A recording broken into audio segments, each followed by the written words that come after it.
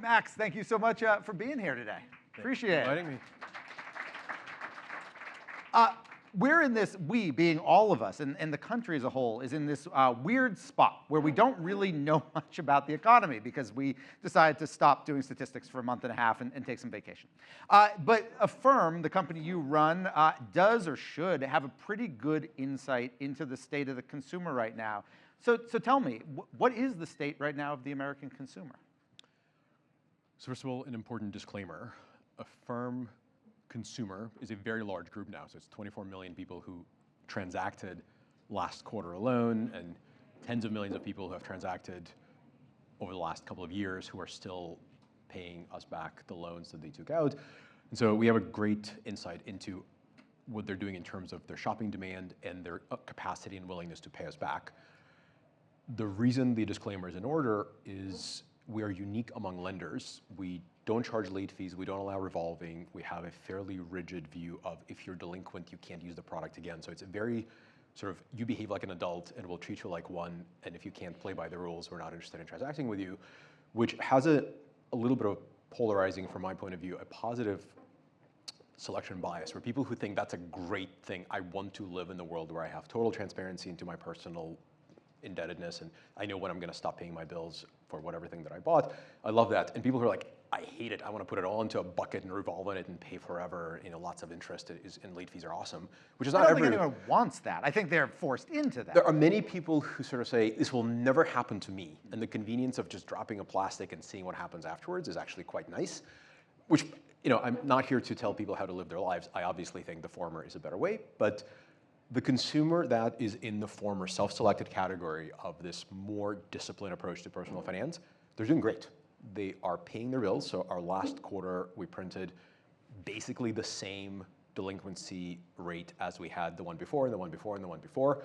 If you wanted a measure of our point of view on the US economy, you would measure things like approval rates. So people who are, obviously people we lend money to, if you think we're good at underwriting, which we think we are, you would look at how good we are by examining our delinquency rates, which we publish, things like losses, et cetera.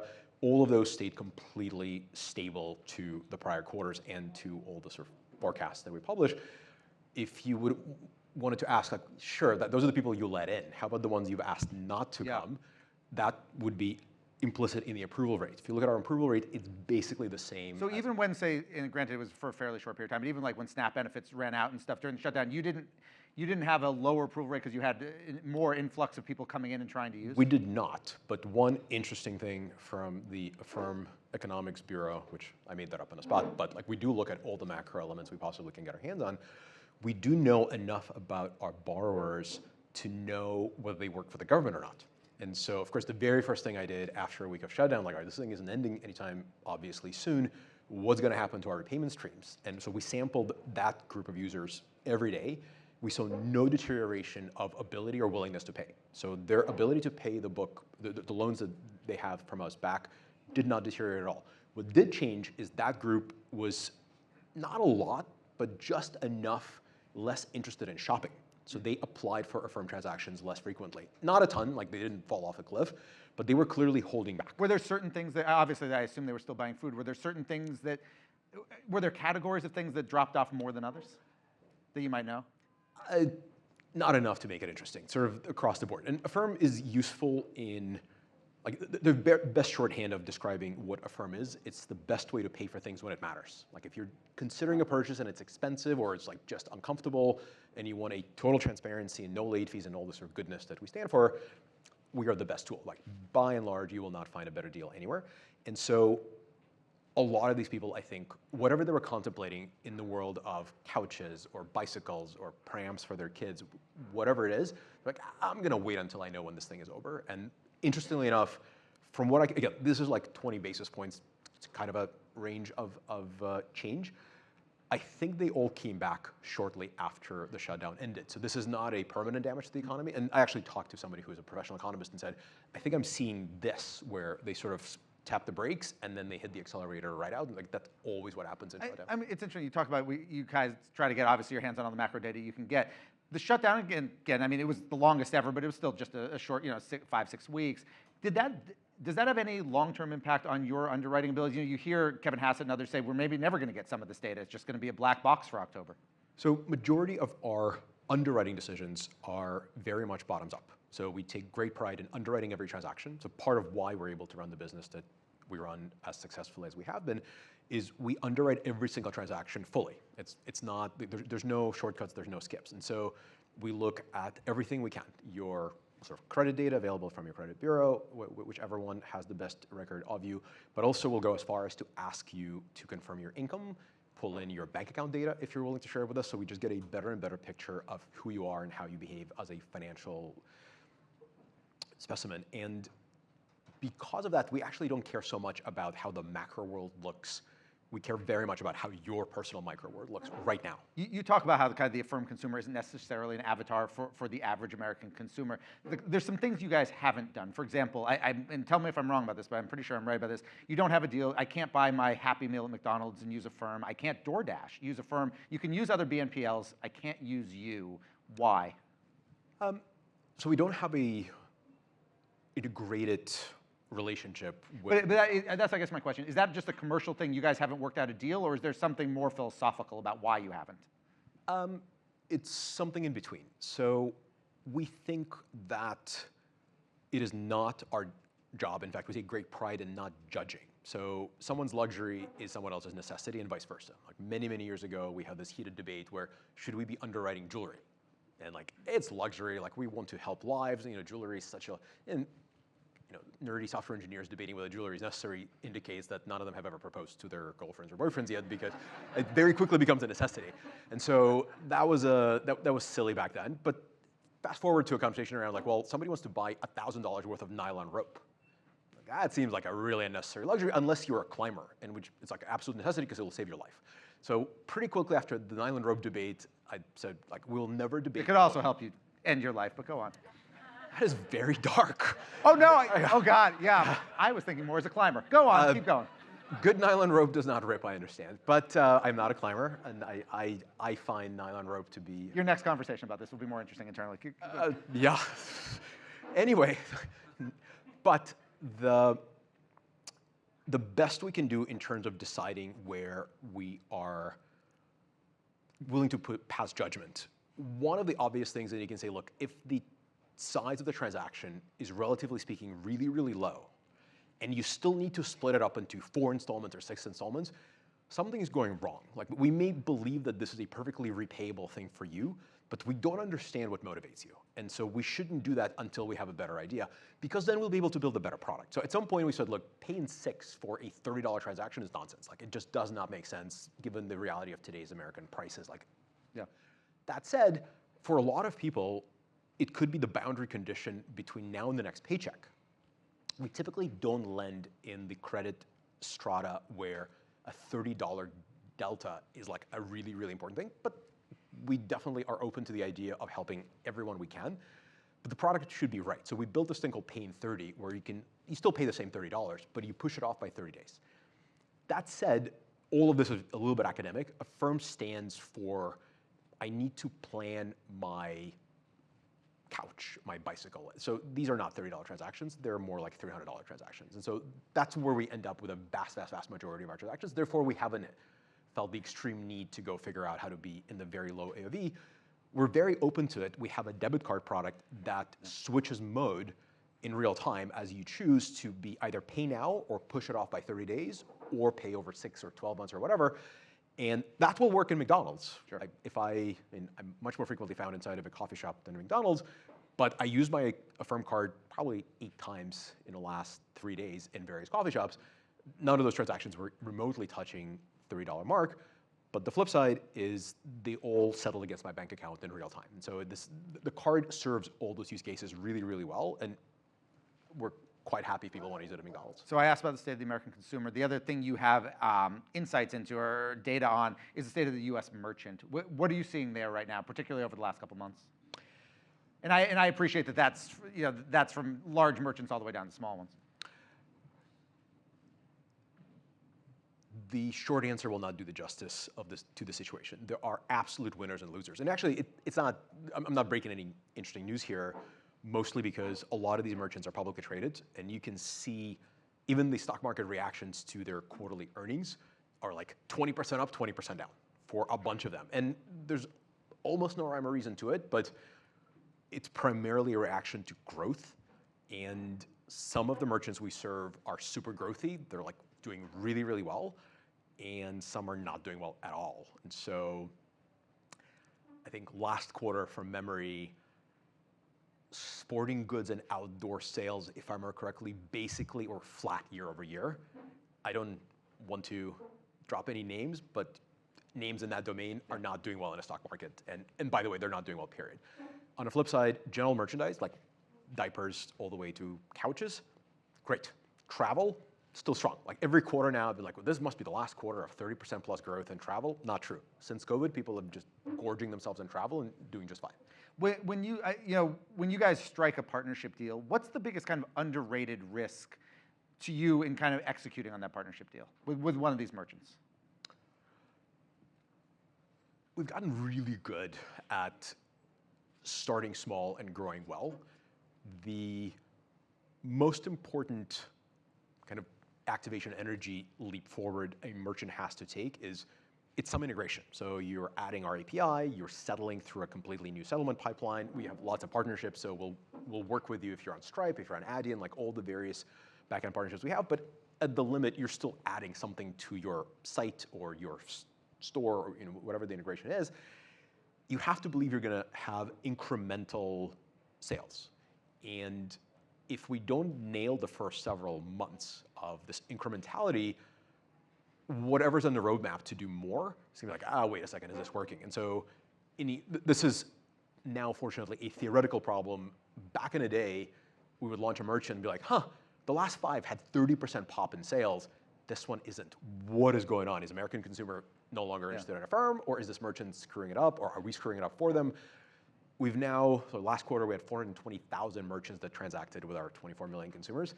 We've gotten very, very good at saying, on day one, you're going to have this set of products available. Here's the pop in sales you're going to see. Here's the incremental value you're going to get for every dollar you spend paying us for the privilege of accepting Affirm. And it's only going to get better from here. Every quarter, you're going to see more and more and more. And we've gotten really good at coming back and saying, all right, here's the next thing you should do. We didn't push it on day one because you didn't necessarily believe. Now that you're seeing it so incremental, you should do more.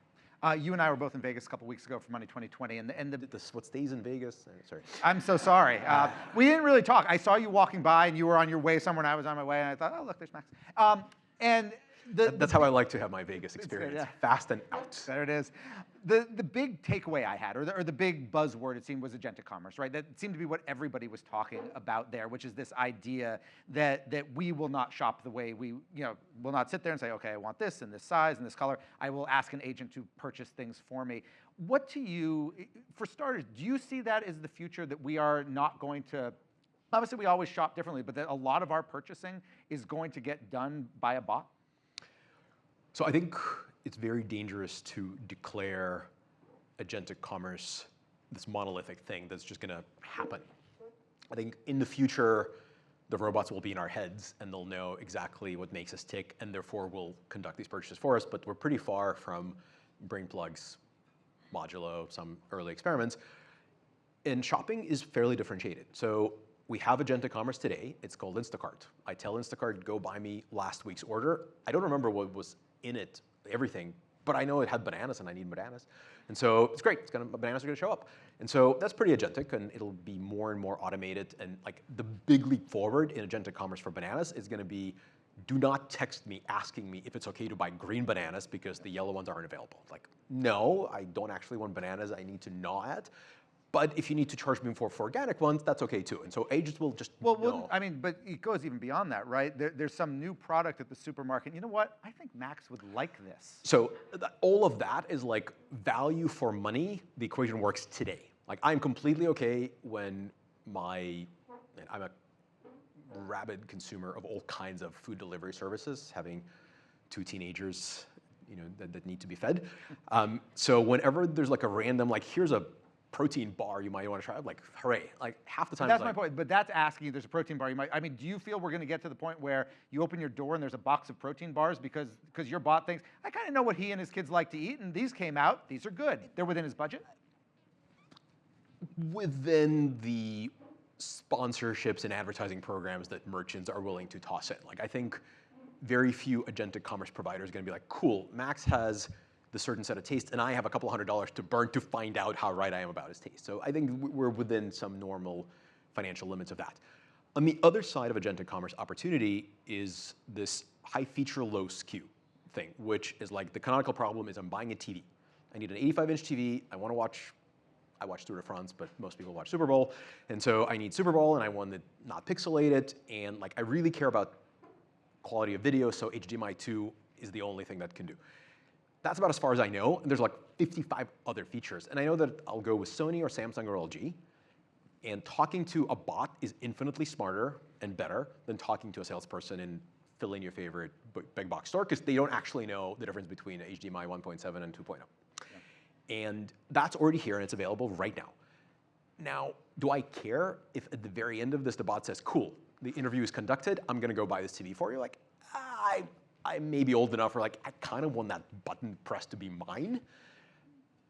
But it's completely plausible that someone my son's age would be like, I don't need to press no buttons, just go buy the TV we talked about. Do you think, and some people raised, and then other people push back, that the chargeback issue becomes a thing? So if you don't have to push the button, they buy the TV, you get it, it's not really the TV you want. Whose problem is it? That's a great question. And for Affirm, whose problem? I mean, that would be part of your problem. I'll see that, and I'll raise you on it in 1 second. So the third category, which is actually the largest category of all shopping, by the way, is the one that's primarily based on taste.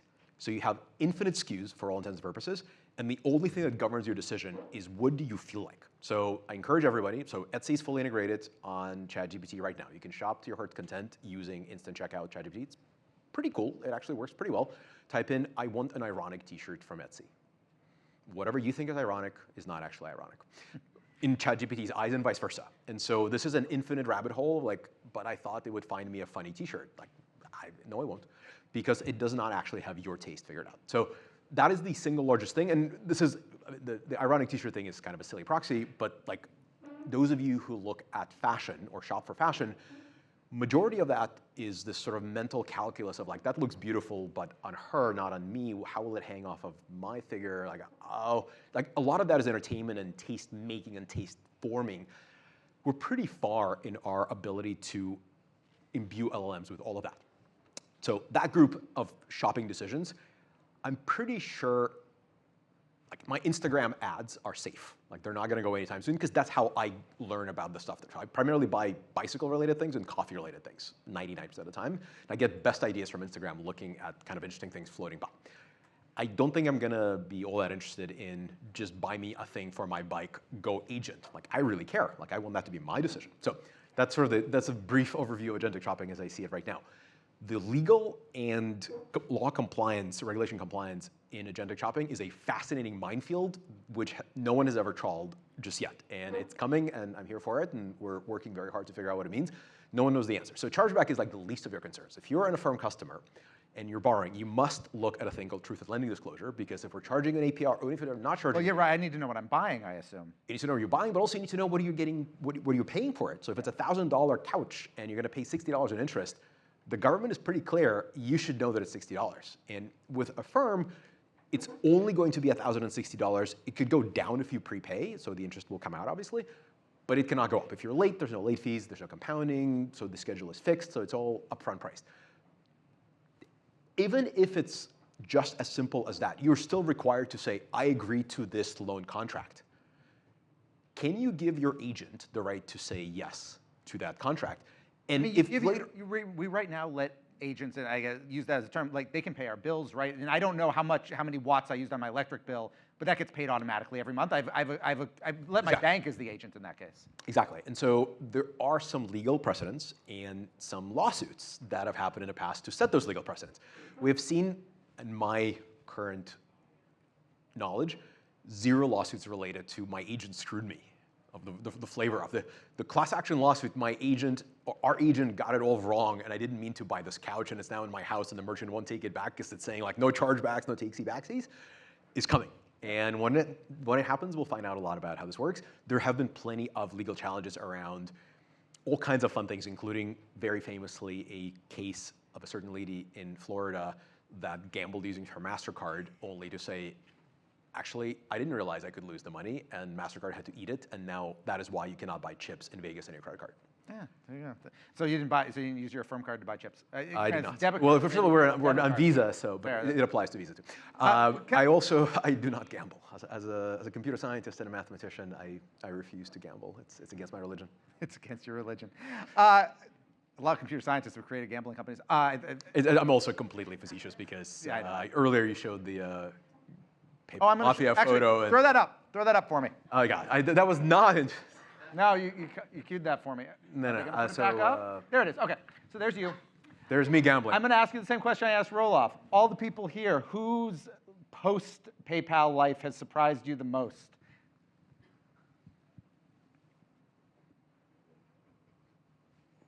I mean, who's not surprising is the better question. I